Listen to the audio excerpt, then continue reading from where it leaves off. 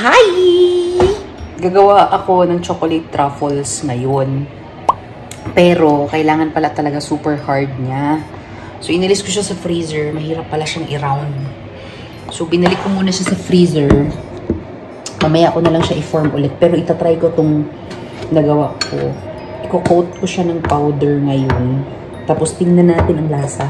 And then, later, pag matigas na yung mixture natin ng truffles, guys, level up na tayo. Pa-truffles na lang tayo ngayon, no? Mas madali pala siya pag may coating. Medyo kulang yung ng truffles. That's good. Yeah. Nasa freezer yung truffles ko. Sobrang lambot nga lang. Dapat mag-stick yung mixture, yung consistency niya Actually guys, plano kong matulog uli. So galing ko ng night duty, diba? Nakatulog ako around mga 11. Gising ako ng mga 3. Tapos gusto ko matulog uli ngayon para makagising ako ng mga around 12. 8 PM kasi ngayon. Gising ako around 12. Saka na ako magluto-luto ng mga kung ano-ano ko, diba? Kumusta kayo guys? Nalungkot ba kayo sa pagbe-break ni Daniel Padilla at Catherine Bernardo? Hindi ako fan ng Katniel, but doon ako nalungkot sa thought ng breakup kasi sobrang hirap mag-move on. Especially if you love the person so much. Charas! Hindi na. Dadiretsuhin ko na to. Lalagyan ko na ng water yung ating heart ng tatay. Ngayon na tayo magluluto. Kasi feeling ko, matutulog na ako ng dire-diretso mamaya. So, magbo-boil tayo ng egg. And then, it's starting! So, since matigas pa yung ating mga kaatayan, i-boil na lang natin siya para mabilis, no? Mag-boil na lang tayo ng water. Kakatuwa ang tubig ngayon, guys. Sobrang lamig. Parang galing ng freezer ang tubig ng faucet. As in. So, ilalagay na natin to. Dahil alam nyo na ang lutuan namin. 30 minutes pa yan bago mag-boil. So, a few moments later. Kukuha tayo ng 3 egg.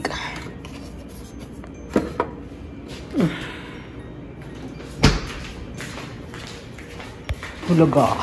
Oo, diba? Nag-boil na ba? Siya nag-boil. 3 eggs. And then ito, lalagay na natin.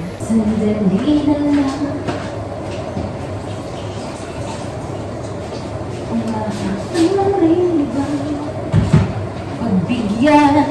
Lalagay yung puso. Yung puso ko.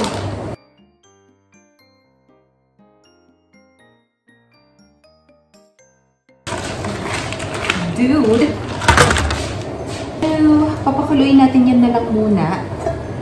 And then, pag medyo nakulo na, sunod na lang natin yung atay. Kasi mas madali namang lumambot yung atay. Siguro. Guys. Nakita niyo yung bintanang yan. Open siya. Sobrang lamig ng... Sobrang lamig ng hangin na lumalabas. Tatawa kasi nanginginig ako sa lamig pero binubuksan ko. Tapos lahat ng pumapasok dito nagpapainit dun sa open. Ganun ang ganun. Tapos ako hindi ako nag-react. Pinaprank ko sila na hindi malamig. Hindi ko hindi naman malamig pero ang lamig. Ilang degrees kaya ngayon sa labas. Bago lang yung si Nino yung kaibigan ko. Sabi niya, it's freezing. Sabi niya. Sabi ko, hindi ako. Ano kasi, nagchat-chap ako ng onion. Yung naluluha ako kaya gusto ko open. So, open muna natin siya. May magre-reklamo ulit yan, may papasok dito. Sabi, ang lamig. Ang sakit kasi sa mata ng onion. Pag nag-aadobo pala ako guys, ang onion ko, as in isang buong onion talaga. Kasi mahilig ako sa onion. To the point na parang gusto ko adobong onion na lang. After natin siya pakuluin, ilalabas na natin siya kasi ipiprito ko siya ulit mamaya. Gusto ko pag nag-adobo ako, naprito ko siya. Alam mo na, para hindi siya malangsa-langsa, ganyan-ganan. Pag ganan. So, ang main purpose ko, ba't ko siya pinapakuluan, is, naka-freezer kasi siya, diba? Yun lang. Actually, yun lang yung main purpose ko. Naka-freezer siya at gusto ko nang lutuin. Kaya, pinakuluan ko na lang siya para mabilis. Magsisimula na tayo. Woo! Yummers! Again, guys, hindi ko kiniklaim na magaling ako magluto. This is just how I cook my adobo. Okay? Kasi ngayon lang tayo nagluto-luto, di ba? Pero, hindi nyo natatanungin, guys. I am the queen of experiment. Magaling ako mag-experiment sa pagkain. So, sometimes ang problema ko, guys, pag nag-experiment ako ng pagkain, hindi ko na siya kayang ulitin. Yun yung problema ko dati pag may managustuhan sa akin na pagkain. Hindi ko na siya mauulit. Kasi nga-experiment lang siya. Yung problema ko sa buhay. Kalimutan ko yung ano ko, apron. Saka ko lang naalala kasi punas ako ng punas sa shorts ko. Kaya ko kailangan ng apron, guys, kasi pag nagluluto ko, punas ako ng punas sa damit ko. Binyagan natin ng paint natin ng apron. Banga. Apron! Ang ganda po talaga.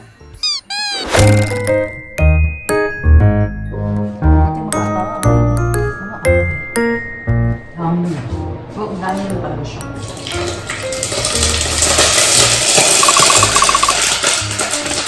Oh my God! Help me! Uy!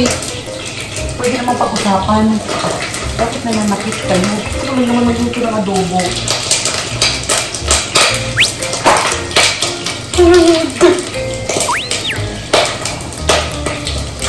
Ba't ba yan ganyan, ha? Hindi kaya maganda yung ganyan. Hindi ba maganda yung atay ganyan ginagawa niyo sa kaso?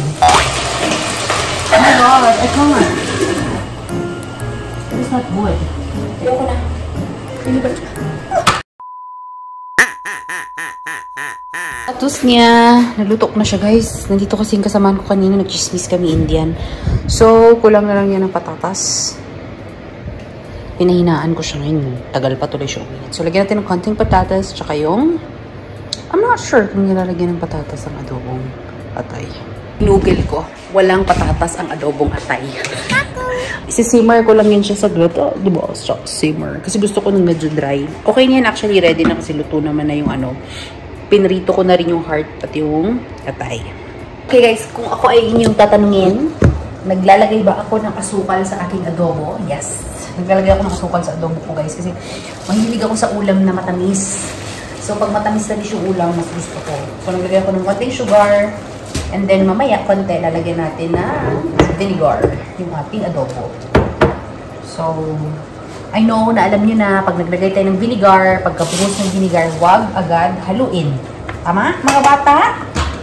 Opo, teacher. Ewan ko kung saan kayo na ano, but basta huwag haluin yung vinegar after nalagay sa apoy agad. Okay?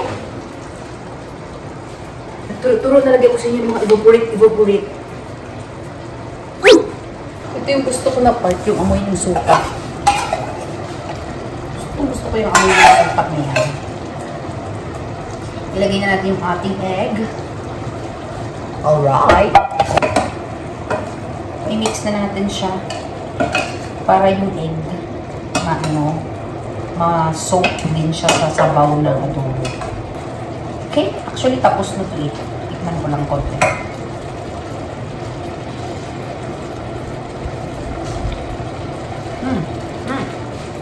Kita ko na ba sa inyo, guys? May nagluto na yung kasamahan ko. Oh, ayan na siya. Numbers na yan. Samahan ko na Egyptian na naglagay dyan. Sabi niya, nag-bake ka na ng cake! Grabe, guys. Sobrang famous ko dito sa cake baking skills ko.